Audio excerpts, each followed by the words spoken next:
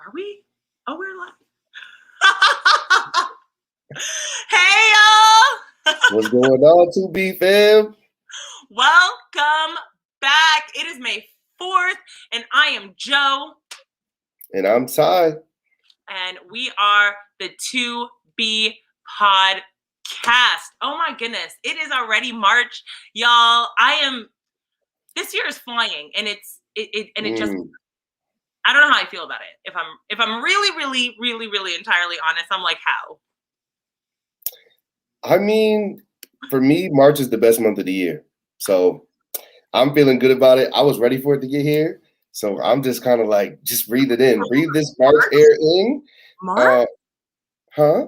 Explain thyself. How is March the best month of the year? Easily. So for one, I'm that much closer to graduation, May 27th coming up. Yes. And Black graduation on May 25th. But that's coming up. But March, there's a story that goes on a sunny winter day when the sun glistened off the snow. At 2:34 p.m. in the afternoon, a baby boy was born on March 25th. Oh, that baby boy was me, baby. Yes. March 25th. So this is the best month of the year for me. I'm sorry. This is how I feel about it. Birthday month this month. That's okay. Right. Aries season's coming up. Wait on it. I can respect it entirely. Like, apart from your birthday, which is an awesome day, I'm thankful you're here. I'm like, March is the longest month. We ain't got no breaks. Like, that's why we got to celebrate all month long, baby. That's what March baby said. We got to celebrate all month long.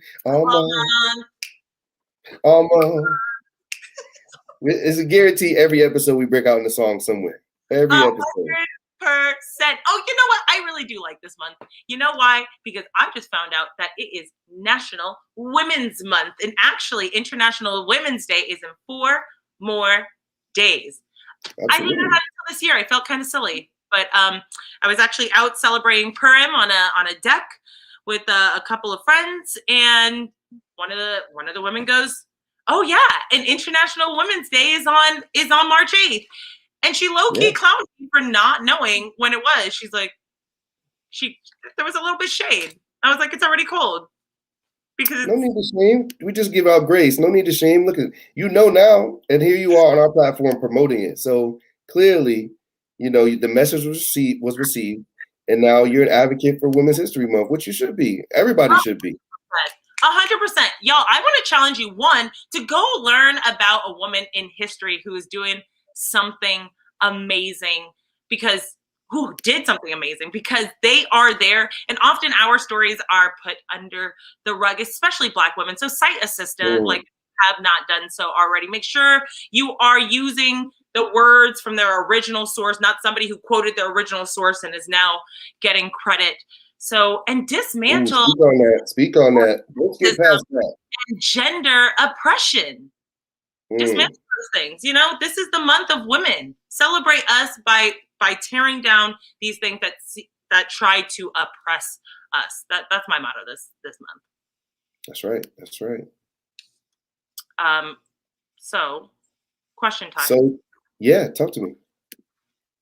You celebrating? Oh, wrong way. You celebrating anyone? I am. So, I actually, one of the things that I love to do in my class, in regards to injecting information or assignments, work that is not only culturally relevant, but relevant to the time period that we're in, the moment that we're in, is we have a Women's History Project coming up. And we actually just finished our Black History Month project, which was fantastic. We'll talk about that another time, another day. But,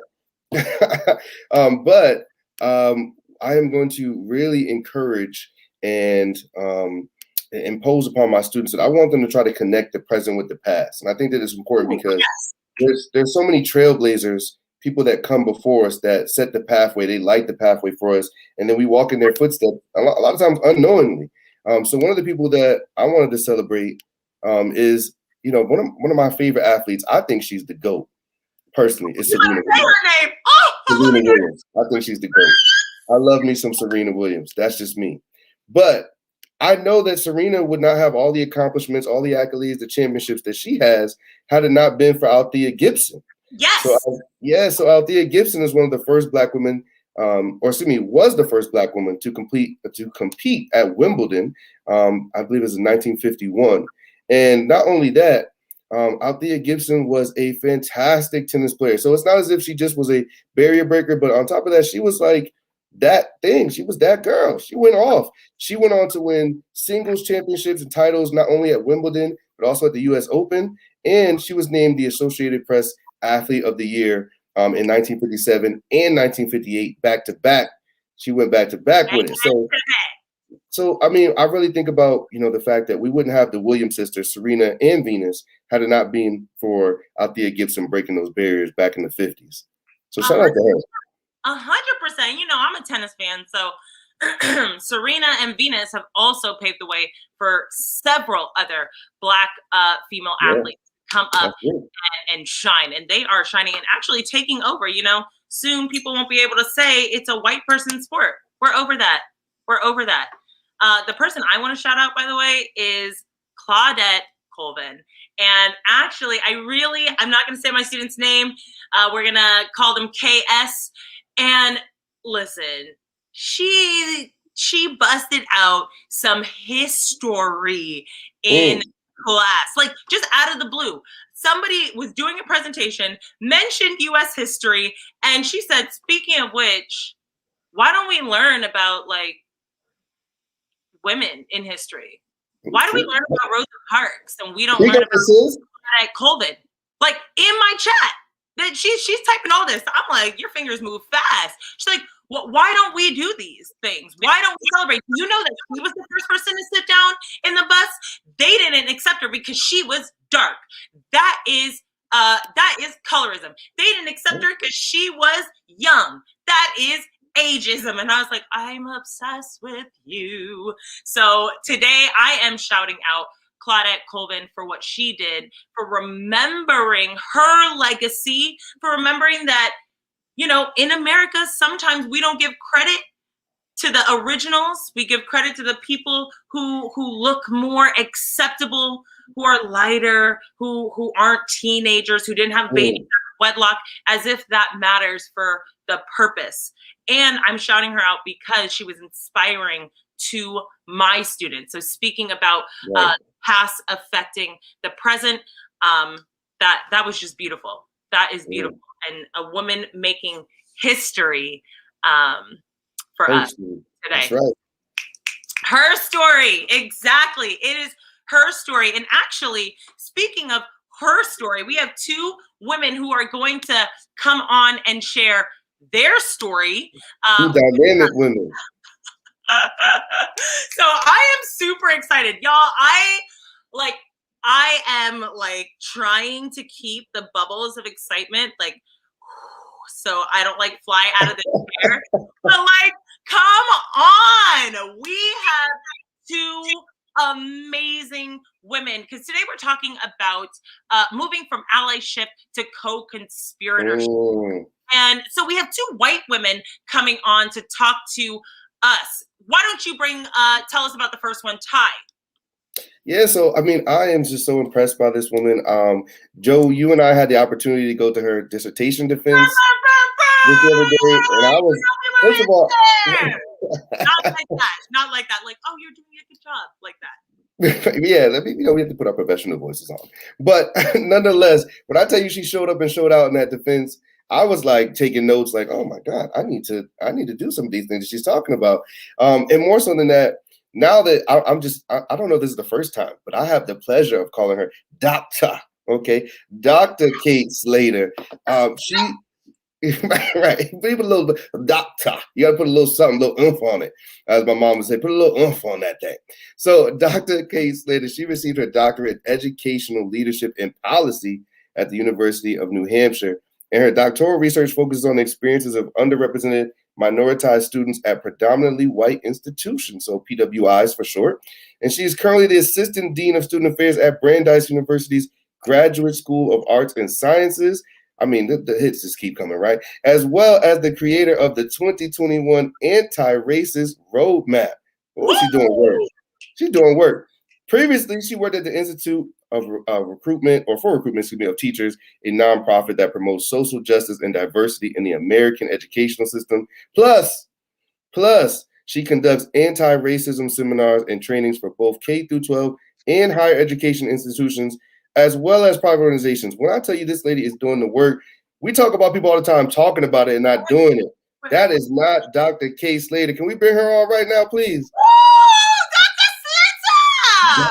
Yeah. And joining Dr. Slater is my best friend, Savannah Lodge-Scharff. She goes by Savvy. She is a high school physics teacher in Boston, and she started teaching after she received her master's of science in teaching. No, not a master's in education. You heard me right. A master's of science in teaching. This woman got a master's to teach science, specifically at UMaine, and she specifically pursued the interest of how do we bring in project-based learning and the use of models in physics. She saw that these racial inequities and has even switched her professional interest towards restorative justice and abolitionist education. She's currently on the DEI, Diversity, Equity, and Inclusion Committee for the American Association of Physics Teachers. Come on. Step Up Physics Together ambassador leader, and leads several white affinity spaces. She also lives in Roxbury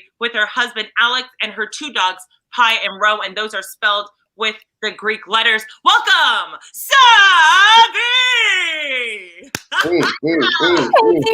Hey. Welcome, ladies. Welcome.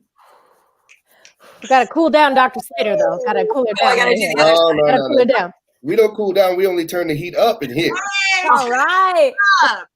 Woo! Welcome, ladies. And I just want to point out, listeners, because something that you might have heard a commonality between both of their introductions is that they are attacking the root. They are attacking systems as well as addressing individuals. They understand that there are twofold problem here, and they're doing the work themselves. No, it's a threefold problem here.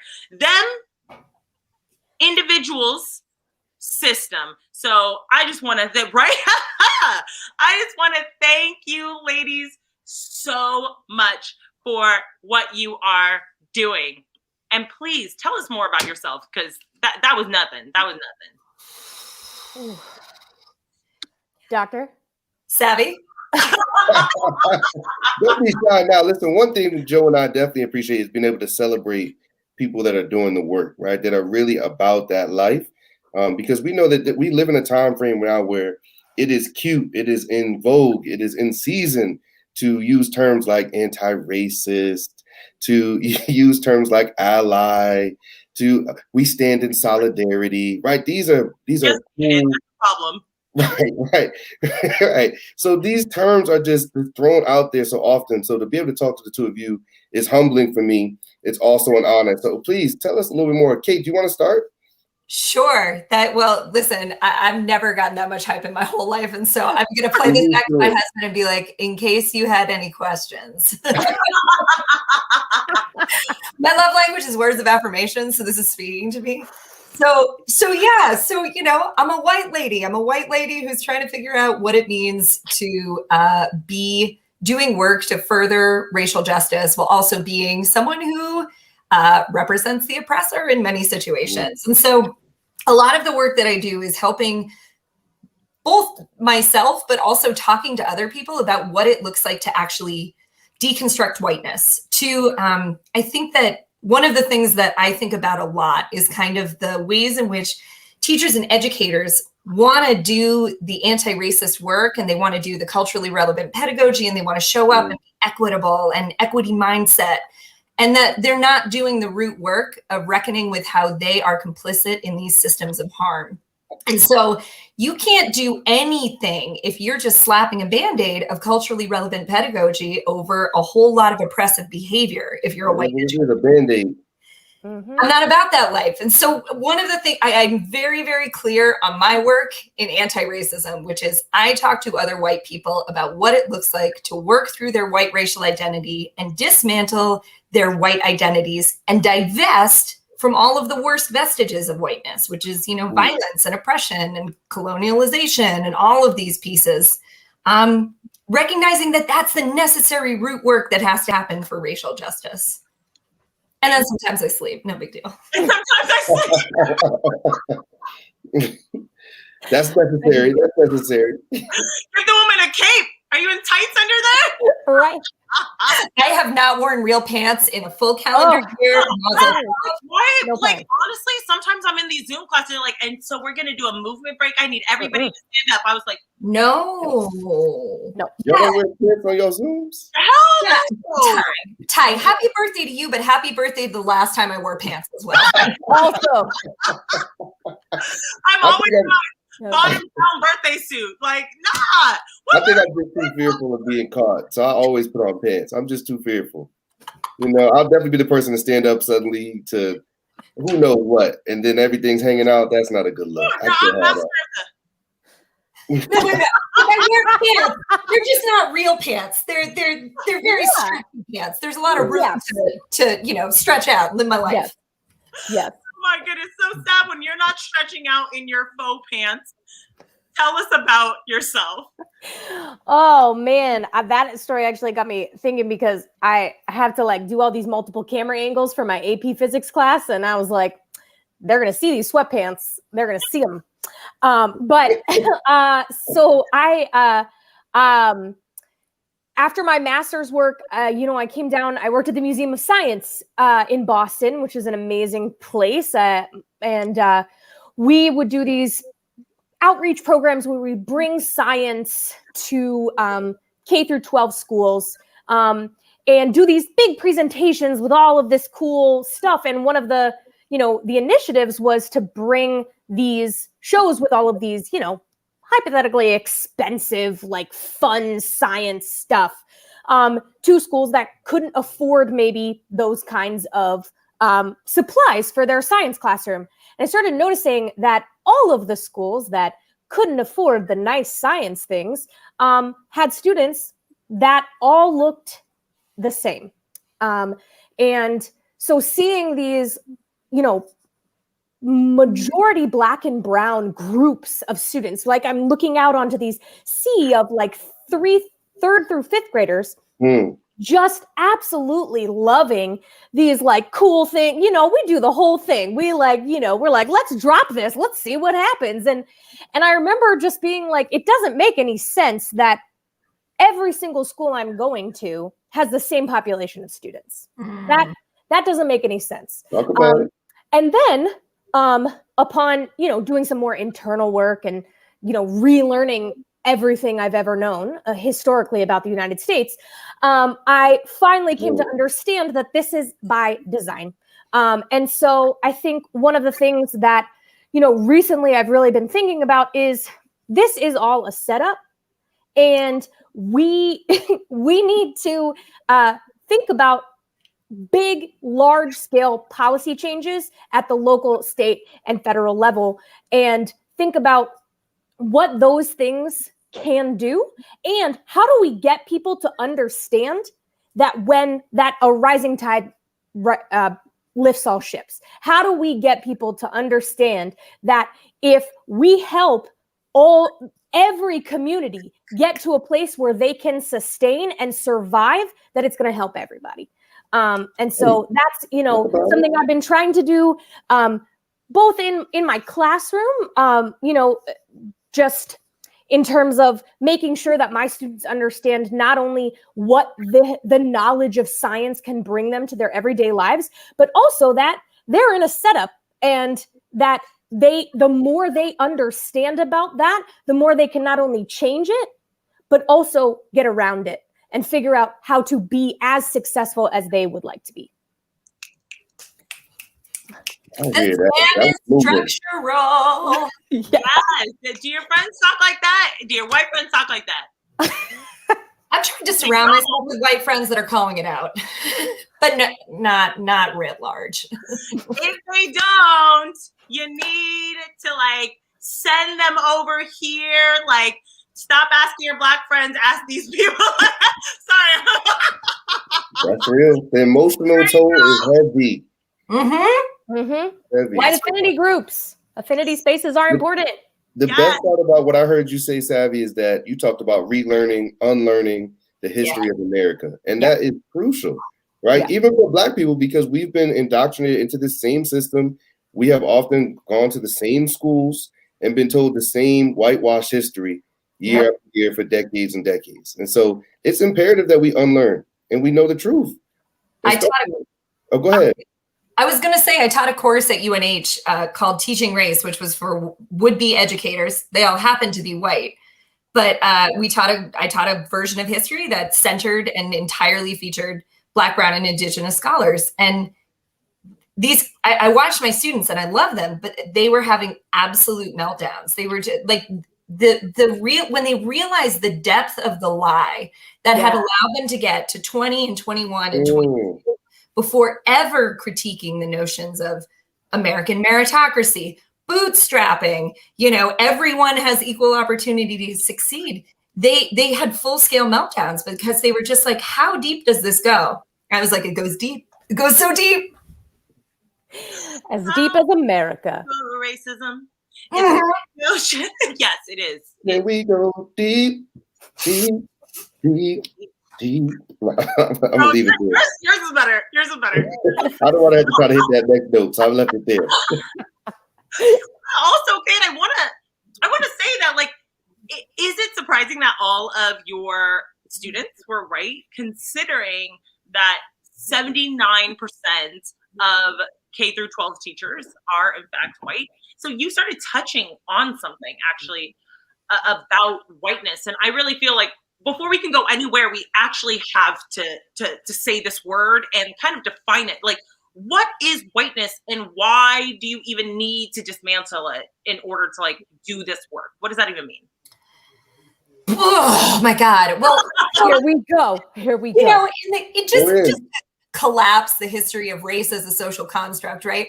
But you understand. So what we understand when we think about whiteness as a construct is whiteness was created in opposition to Blackness. So these two racial categories, and I'm speaking so broadly, these racial categories were created to justify oppression and enslavement and colonization and capitalism. They were created to allow a group of people to be oppressed, right? Like, it was created to justify it. And when you go back to the history of like early Americas, you recognize that enslavement was not simply limited to people with more melanin in their skin. And that's how you begin to understand it was created to justify the exploitation.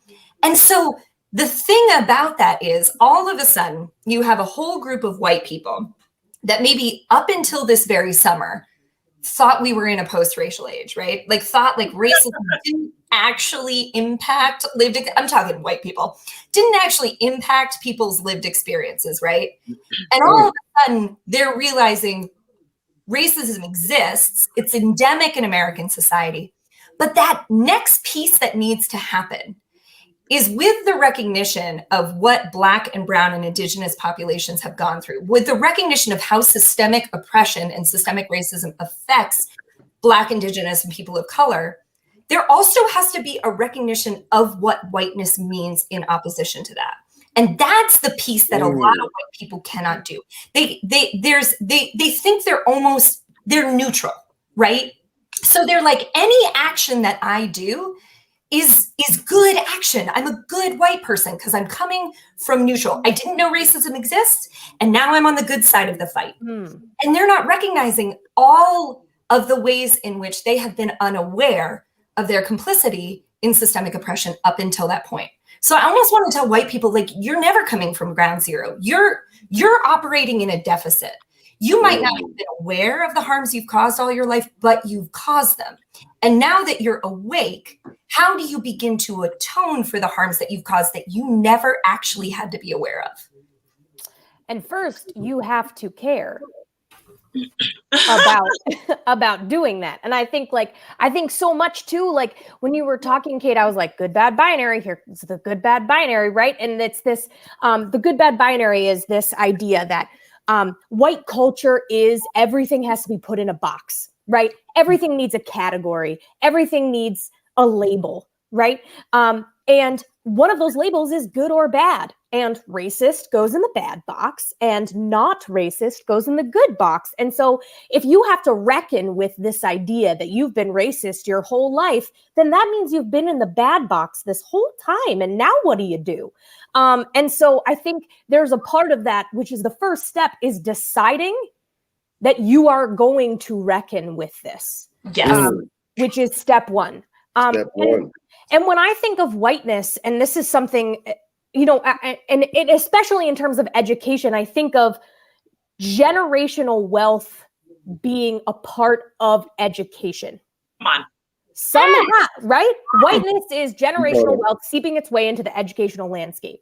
Whiteness is busing Black and brown students to well-funded white schools in the suburbs and not the other way around, right? Whiteness is conveniently forgetting that the history of educational institutions in this country is spirit murdering of Black and Indigenous communities. Shout out to the love. Right? That is what whiteness is. And all of this has to be dismantled on all fronts. In the front of the white people who are involved, the white communities, white people talking to their own communities about what this is, and unlearning, like you said, Ty, everything that they've been taught. Both of y'all have said a word right there. It's the flannel. Good thing we're warm. We're nice and warm. I can't. It's really, sometimes it's hard for me to fathom, to understand how you could live in society today and just now be coming into a reckoning about the plight of racial oppression in our country, as if to say that these ramifications are not manifesting all around us. Just like you brought up, Savvy, wealth, home ownership, redlining, schools and busing. I mean, it's literally ingrained in every aspect of our government and of our lives. And so for you to just now recognize it means apparently you've been oblivious all this time, which is hard to accept. Right. Yeah. But then you also think about the fact that all of the systems are invested in white people not having to see, right? Abby and I grew up in Maine. Like that's it, right? Not only did it never occur to us that our world could be anything different, but predominantly white. But whiteness actually insulated that worldview. Whiteness kept the blinkers on us. You know, whiteness is what kept us from saying, oh, I should seek out something different because that's going to create a better world, right? It's a hell of a drug. Yep. The hell of a drug. Huh. I never thought about it like that. And honestly, because whiteness infiltrates all aspects of society, we could literally take this conversation everywhere. But I really do want to ask you about your expertise as educators and working in the education system, and how you've seen racism manifest, and not necessarily broadly, but like in ways that people are like, that's racist. Like, how have you seen it in your respective environments? Oh man. I could, and Joe, I know you've heard this before, but I could go on forever about Legos. I could go on for days about how Legos have set up specifically children of color, specifically Black and brown children and young girls, to not have the same spatial skills and scientific inquiry skills as their white male peers. And so when we talk about the opportunity gap, right? When we talk about Black and brown children coming into kindergarten and pre-K, right? Knowing thousands less words than their white peers, we also need to talk about the inherent inquiry skills that their white male peers have at an early age because of the industries that are teaching them that. And then it just keeps going, right? And then it keeps going because of historically white institutions. We see it on every standardized test, right? I very fortunately and unfortunately teach 2 subjects that end in a standardized test. I teach 9th grade physics, which ends in the physics MCAS, and I teach 12th grade AP physics, which ends in the historically racist AP Physics 1 examination, both of which are written exclusively by white men. And so how we see whiteness kind of playing out is we see questions about lobster traps on the MCAS, on the physics MCAS. Who has experienced a lobster trap? I've never seen a lobster trap. I mean, Katie and I have, because we're from Maine, but that's Kate and I, we got that main thing going on. There are no lobster traps in the streams and rivers of the inner city. Exactly. And what do Savvy and I have in common, right? We are white women from Maine, correct. Neither of whom took the MCAS, just so we're clear on that one. So that is just, and so when we say, I hear you so much, Joe, when you were like, people are like, is that racist? It's like, well, yes, because who has seen a lobster trap? And also we have to bring in this idea of our English language learners, right? Our bilingual students, our students who should be told that they have an asset because they are bilingual, but instead are given a racist and, test in a language that they are learning about an experience they've never had. Wow. And so that's what we see on these standardized tests, right? When whiteness seeps into, and then again, we have to think back to our history, right? Our history of standardized tests is to prove that the white race was superior. That is what they started as. Okay, so it's all a setup. And so, well, I'll let Kate take off.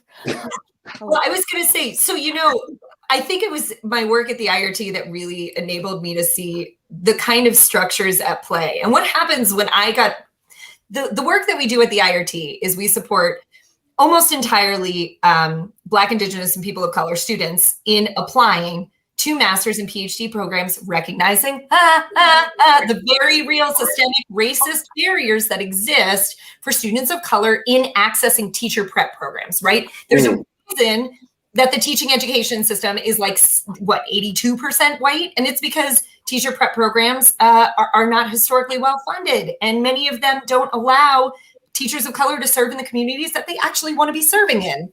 And so there are all these pieces. But what I was seeing through my work there is I was helping students basically game the system. I was helping them crack the nut of applying to master's and PhD programs. And I think that what caused turmoil for me is a lot of that was trying to strike the balance of how do I talk to these brilliant scholars about how to talk about their own research and scholarship and practice in a way that's not assimilating. And yet, all of the institutions want to see a particular kind of scholarship. They want to see a particular kind of pedagogical practice. It was almost like you had to teach students to game the system before they could break the system down. But the part that was really hard for me to swallow was the teaching them to game the system. It felt like it was teaching to code switch, because you were helping students gain access to spaces that are without question white supremacist, without question built to support white students and white scholarship and white research and white policy. And so that is something that I really, really struggled with. And so now being at Brandeis, one of the things that I'm thinking about is how do we begin to be incredibly critical of that gatekeeping, that white supremacist gatekeeping that you put up that only values and privileges particular kinds of scholarship and particular kinds of scholars, right? Absolutely. I'm so warm. I'm so warm. Oh my goodness. I want to thank you both for what you said. And I want to thank you for where you took it, because again, these are areas that it's just like you wouldn't think to see how racism truly infiltrates every single aspect. Because okay, there are more obvious ones like, well, why is our curriculum so white? the new mantra is like, oh, we want kids to see themselves. And tying both of those thoughts together, tying kind of what you said, Kate, about having, a 79% white teaching population, and Sav, your experience of being a white educator at a predominantly Black and brown institution. How do we help our students see each other, and how do we prepare teachers to actually, have a culturally relevant pedagogy, like approach in their classroom? Yeah. Take a deep breath. Take a sip of something strong. That was give us that handshake. A collective sigh. It was because this is it's so multifaceted, and there are so many, moving parts here, right? And so I think one of the other, I loved you saying, see themselves in the curriculum, because that's so in vogue right now. And the other thing that I've been hearing a lot is diversify the workforce. And it's, you know what I mean? Like, it just feels like, and it's just, they're all saying the same thing, right? If you replicate what you see. And so if everybody could take a second, right? Picture a doctor, picture a plumber, picture a chef, picture a physicist, right?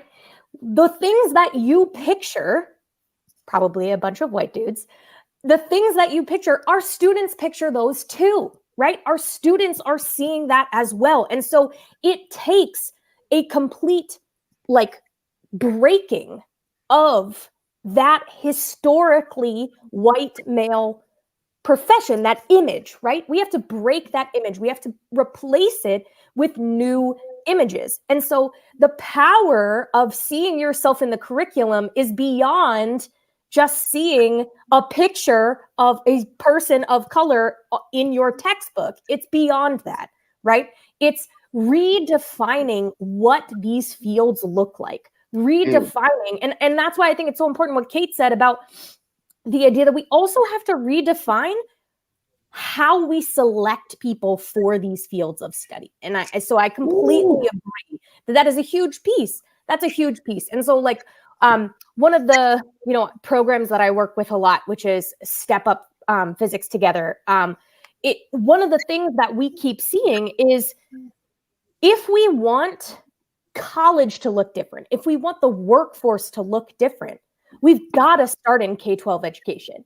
Right. That's where it's happening, right? That's where it is happening. We need students to see themselves, and we need their teachers to see that same image. Because if teachers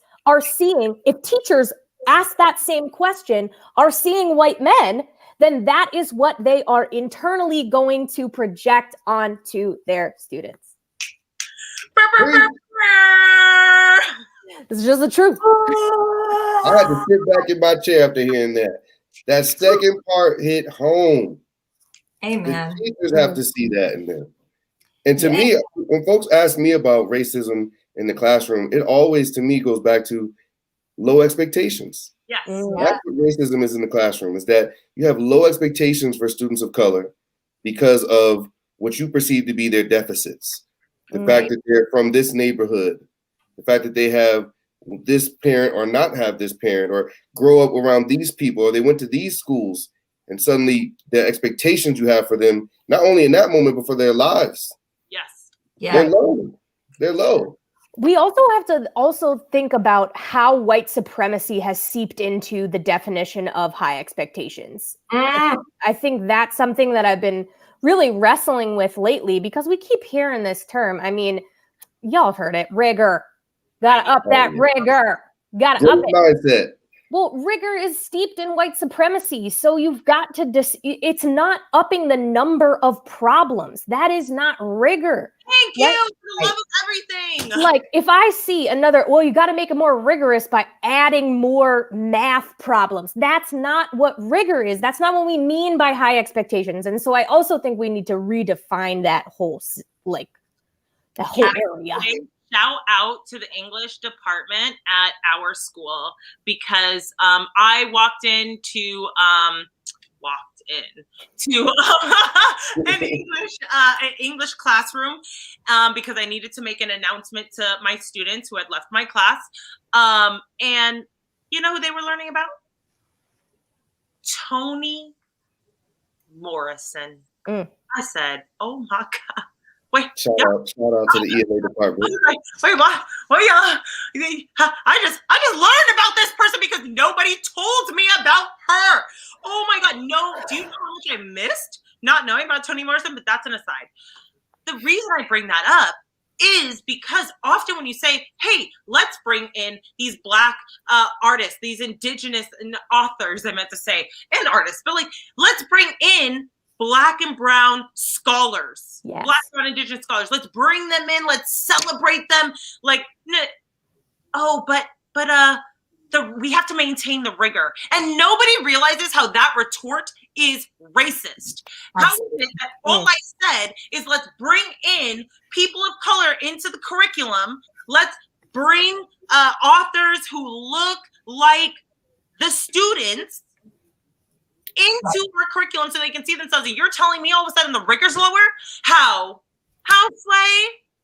That's exactly what Savvy was saying. Like, whiteness means you need to categorize things. And the categories are rigorous is white. This is like straight up. And this comes back to, which goes beyond, I think, when we talk about how students seeing themselves in the curriculum is simply not enough. This is where it comes down to the teacher. And this is where it comes back to that root work. If the teacher, it doesn't matter how diverse your curriculum is, if the person who is leading the classroom does not see their Black and brown students as whole and valid and, brilliant scholars, it doesn't see their great potential and instead looking at them in those deficit frameworks. So you can't slap a Band-Aid of culturally relevant pedagogy over an educator who's racist and expect that things are magically going to change. I need some Cheetos. Amazing. I wish I had anything to munch on. But yes, and I appreciate you saying that because a lot of times you hear the question what can I do? And it's a very externalized question. Like, what can I do? And even times on the show, I'm obviously not a white person, happily a Black woman, right? And it's I'll say, start inside. Start with your... Yeah. And so what do you tell white people? What do you tell white people? How do you start? What does that even mean? That's a loaded question. Oh my God. I'm glad I'm on this side of the screen. I don't mean to use this phrase. I don't mean to co-opt this phrase, but I think it has to be a lift as you climb. And I don't mean to co-opt that because I know that that's a phrase that does not belong to white people. But I think that, Ty, what you said at the very beginning of this podcast, you were like, the emotional labor of people of color and Black people talking to white people about why they should care and why they have to do this root work. That's the responsibility of white people. And that's the tough part because all it means is that white people have to spend the rest of their lives actually making other white people see why it matters that you should divest from whiteness, why it matters that you have to break these things down. And that's our responsibility. That is only our responsibility. Exactly. And I think it's tough, right? To hear it's tough to hear people be like, what would you have me do? What would you have me do? Read a book, my friend. Crack a book. They're and I think that's the thing that also takes some unlearning is thinking that this is all new, right? Thinking that this hasn't been going on for 500 years and that there isn't literature out there for 500 years about exactly what's going on. And if we really want to talk about education as liberation, right? If we really want to believe in that phrase, then white people need to be their own liberators. You need to go out and liberate your understanding. I'm obsessed with Dr. Slater. But you need to go out and you need to unlearn what you have been taught. And there's plenty. And you will never stop learning because you will never understand this experience. And so you have to, part of the reckoning and coming to an understanding is knowing this is forever. Like this is always for the rest of your life, which is why that's why it's so important. You know, it's so important.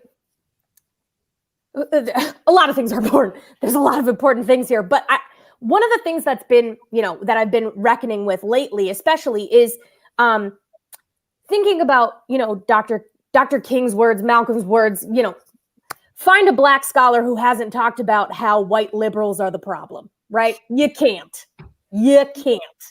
And one of the things, you know, that getting back to that, we have to put ourselves in boxes. We have to put ourselves in the good, bad binary, right? And one of the problems with that is, you know, hearing people, we as soon as we dip our toe into the work, right? We all of a sudden forget that we once did not know this. And so then when we hear someone say something like, oh, well, is having a lobster trap question on the MCAS racist? We go, how dare you not know that's racist? How dare you? And there's this holier than thou thing because we've already put ourselves in the good white person box. And so part of it is bringing in your own community. It's your own community. If somebody doesn't know what voter suppression is, you don't go, what an idiot. Like, I can't even deal with you, right? You bring them in, and it's your job to teach them what voter suppression is. It is your job to teach them what generational wealth is and what redlining is and what happened and all of the things you have learned. Pass that on to your own community because you are not better than everybody else because you read a book. Lots of people read books. Pass your knowledge on. Pass that book on. When you're done with it, give it to somebody else and say, I think it's your turn. Because we are in charge of this community. We are the ones who are going to make this change. Damn, Savvy. Damn, Doc. There are some drop the mic moments happening on this podcast. Super amounts of drop the mic moments. Like, holy cow. Tattoo it on my butt. That's funny.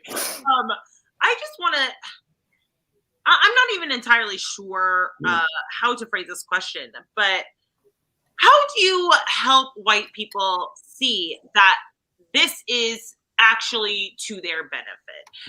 So Sav and I have spoken a lot about like how this idea that like you're going to get something for free. Like you don't have to give up your privilege. Like, and the world will be fine somehow. It's like, no. You do have to give something up. You have to give that up. And relinquishing what you feel is a right in an entitlement feels like almost a loss of self. It's like, no, you're not losing anything. You never were supposed to have it in the first place. Like, if I take back something you stole, you can't be like, but that's mine.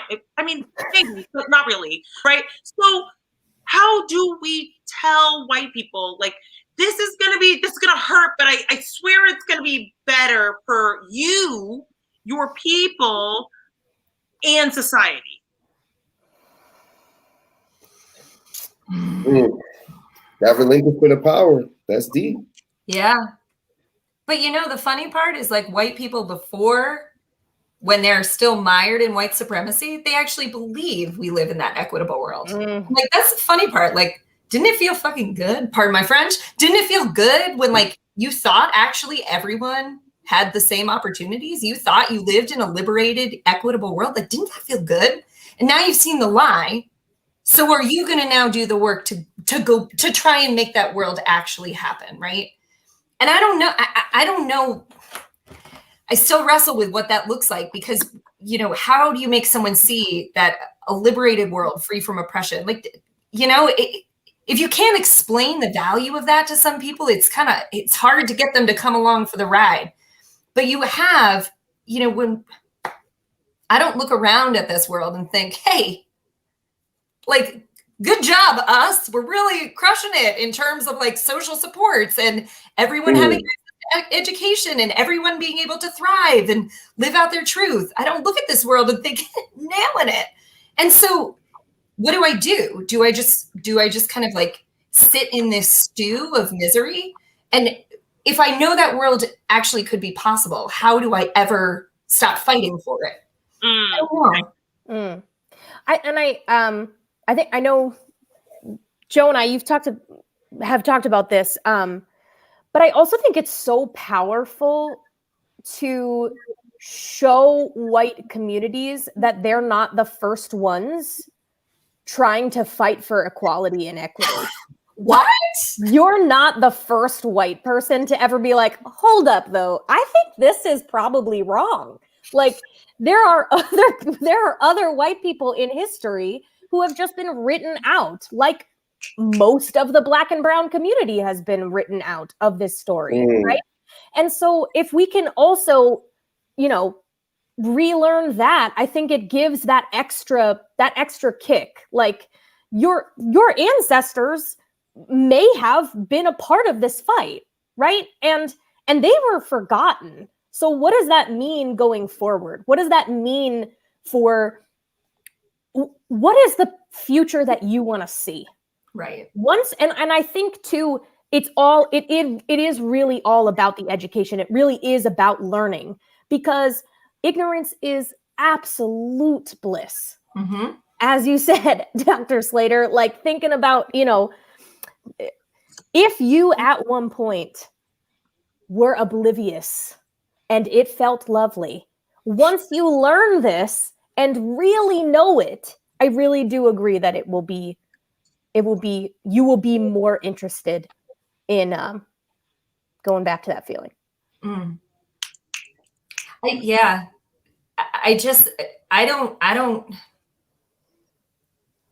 I feel like I'm gonna get like emotional here, but I'm angry so much of the time, right? Like I'm angry so much of the time at whiteness, at what it represents. Sometimes I'm just mad that I'm white. I'm mad that I'm part of this community that does oppression. And the only outlet the outlet that makes that shit go away is to be fighting for a better world, right? To be fighting for a better world for the people I love, for the Black and brown people I love. And like, once you realize what whiteness represents, what other alternative do you can keep sitting and doing these mental gymnastics to insulate your worldview. Or you can say, I keep coming back to the word from divest. You can say, I reject this and everything that it represents. And I'm fighting for a better world here, right? And that's what keeps me going all day when I'm so mad is that hope on the other side. It's also a super great cure for white guilt. Yeah. Do something. Just do anything. Do something about it. If you're feeling guilty, do something about it. Yeah. I think that's critical too to this conversation is, when dealing with white guilt, I think there are times where it becomes white saviorism. I've got to save all of these poor Black and brown kids. I've got to save these Black and brown communities. And we don't really need saving, right? In many ways, many times we just need you to get out of the way. You know what I mean? Help us get these policies that are holding us down out of our way. And I think that there are so many ways that white people can help in the fight for racial justice. I mean, a couple that come to mind are, you guys talk about buying books, but I think about write to your local legislators and ask them to get rid of things like qualified immunity for police. So that the next time that they shoot a Black person, because unfortunately we know there's a next time, that they won't get off scot-free. Do that. Start there. Absolutely. And also start divesting, to use Dr. Slater's language, start divesting from white generational wealth and invest in Black generational wealth. Support Black businesses. Not support Black businesses, but also do not support the prison industrial complex. Do a little research, right? Right? Stop buying from companies that contribute to that use prison labor, right? Do your research. Also, buy local. White people, I know you're so into sustainability. Like, just look. There are also amazing Black, Indigenous, people of color owned businesses that are also sustainable. Like, absolutely. You are already going out and using your reusable grocery bag. Like, put some money in the pockets of these communities of color. Like, that's real. use your dollars. Also, instead of buying presents for your family members, donate in their name. You know, this is not to do like a massive plug, but just go to my website and download the anti-racist roadmap. It lays out straight up, how are you donating your time, your resources, your talents, your money, your skills? How are you showing up in your close community, in your work? How do you advocate? How do you organize? It's basically saying like, congrats, you read the books. Now you got to do the work. And like, not just do the work with, you know, like I'm going to come to a protest and donate money, although those are great. But how can you think expansively about what you as a white person are going to give up in the fight towards liberation? Absolutely. I'm like, what do you mean not a plug? Everybody's about to get this right now. Right, drop that link. Y'all better look. Come on, right there. It's posted right now. Kate Slater, Dr. Kate Slater, kateslater.com/anti-racist-roadmap. It's also in this chat, so that you can get your anti-roadmap. And those are all very actionable. And I want to thank you for those actionable steps because, you know, as teachers, as educators, we've all been to those PDs and those things where we like, like, are you going to give me a step at all anywhere? So I want to thank you. And I want to say, if you had any other step, like a simple step that you, listen, white people, start here, what would it be? The Harvard Implicit Association test. Go take it right now. Anything. And in your life, what are you doing to like live these values? I mean, to me, it is very clear. Like, this conversation makes it very clear. But what are some tangible things that you are conscious about in your daily life that are proving that, like, hey, no, I'm not just being an ally. I'm being a co-conspirator. And maybe, like, if you could tie in the difference, that would be amazing. Yeah. For me, ally like signals like I feel like there's a lot of self-identity tied up in that, because ally is always good, right? For me, I think about, you know, the idea of getting into good trouble, and that's what for me differentiates a co-conspirator. For me, like when you talk co-conspirator, you're talking about someone that's actually willing to get in the trenches and who's willing to show up and make trouble when it matters. Because if you want to fight whiteness, you're going to have to make trouble. Your identity is going to be called into question. And that's where that whole need to define ourselves as like a good white person, you're going to have to really divorce yourself from that. And I feel like that's like the key piece. An ally is a good white person, right? But like a co-conspirator is someone who's like, I'm ready to get in the muck. You know, I'm ready to fight the fight, and I'm willing to divorce my own self-image from what is necessary in this fight, right? Yeah. I think of it as voice versus harm.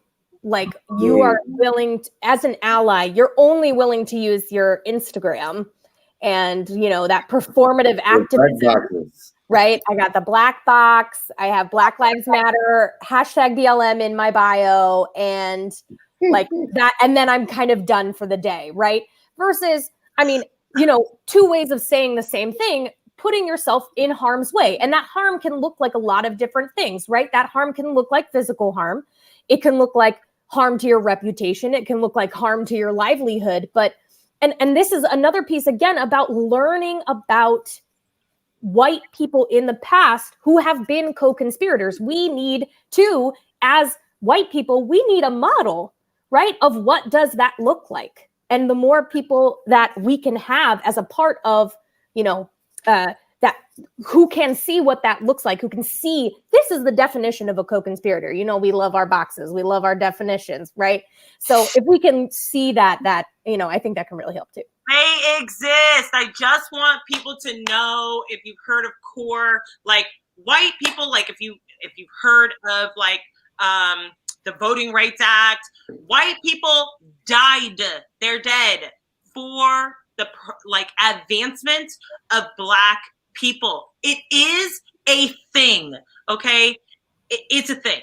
It is a thing. And yes, you said skin in the game. That is exactly what we need. That is exactly what we need. Brenda said, put in the work instead of giving lip service. We don't want the work with your lips. We're not interested in that work with your lips. And actually, Brenda gave you a beautiful compliment earlier, and I want to find it. It is beautiful. She said, it is so unsettling to see how much of our history has been so whitewashed, and our children have been indoctrinated with these lies their entire lives. Yet, when Black and brown students and people have the audacity to express their feelings about this, they are dismissed and accused of playing the race card. Thank you, Dr. Slater and Savvy, for breaking that cycle. And I want to say that I am so thankful as well. That's actually really cute because y'all are actually next to each other. So thank you so much. Y'all, I hope you enjoyed this. And if you want to be in contact with them, where can they find you? Please tell us. I'm on the Instagram. I did not post a black box. I'm at Kate Slater. You can find me anywhere. Hit me up. Talk to me. I love talking to other white people. Let's do it. I'm on Insta as well. Savvy, what's your Insta? So my personal is at SavvyLS13. And then I have a work one as well if you're into anti-racist just science, if you're on the science education side, which is MPLS Physics. Yes. Come on. MPLS Physics. When you forget how to spell physics and it's your subject. Whoa. Anti-racist spelling bee coming soon. Oh my God. Oh my goodness. But y'all, we are back here on the 18th of March. Please, we cannot ask you enough to please tell your friends, family, family of family, everybody. Follow us, tell everybody, and listen to us. Our podcast is everywhere that podcasts are found. So there is no reason that I love y'all, that you are not following us. Come on, give us the gift. Give Ty that birthday gift. He wants that birthday gift. Okay, the birthday gift, follow the birthday gift, listen. So please support your local Black podcast. And actually, I'm going to really shout out Ty right now because Ty says profound things all the time. And I'm lucky to listen to his voice all of the time. Y'all got to hear this, okay? Because Black people don't need more allies. They need accomplices who are leveraging their privilege without regard for penalty. Yeah.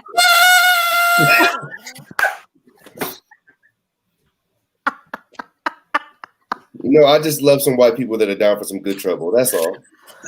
I just love some white people down for some good trouble. When we talk about dismantling systems, I love that type of talk and that type of action that follows that. That's all that quote is about. Feel so blessed to have both of you in my lives as white co-conspirators. I am truly thankful. And thank you for your time on our show. We will be back, but in the meantime, remember to be good to yourself, to be true to yourself, to educate yourself. Bye.